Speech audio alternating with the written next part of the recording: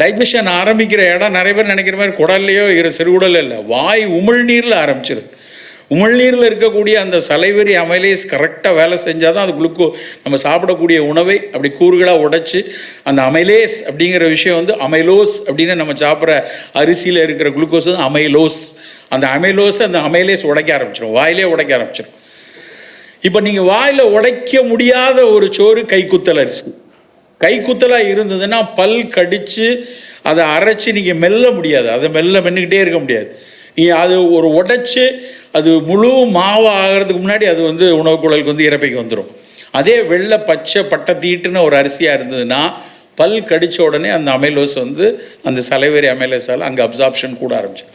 இதுதான் அதில் உள்ள நொறுங்க தின்றால் 100 வயது. அந்த வார்த்தையை பல வகையில் அது எதுக்காக சொன்னாங்கன்னு கூட தெரியல.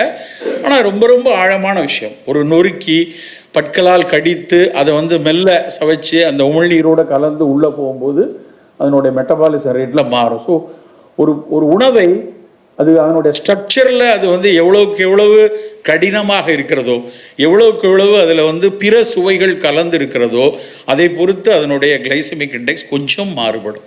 ரொம்பலாம் மாறுபடாது, கொஞ்சம் மாறுபடும். ஆனால் கொஞ்சம் கொஞ்சமாக காலையிலையும் மதியமும் இரவும் கொஞ்சம் கொஞ்சம் மாறி அது லோ கிளைசமிக்காக இருந்ததுன்னா அது சர்க்கரை வியாதி மட்டும் இல்லை, இரத்த கொதிப்பு மட்டுமல்ல, புற்றுநோய் மட்டுமல்ல, உடல் எடை குறைப்பு வரைக்கு அத்தனைக்கும் பயன்படுகிறது என்பதுதான் இன்றைய அறிவியலுடைய மிக மிக ஆணித்தரமாக நிரூபித்து சொன்ன ஒரு விஷயம்.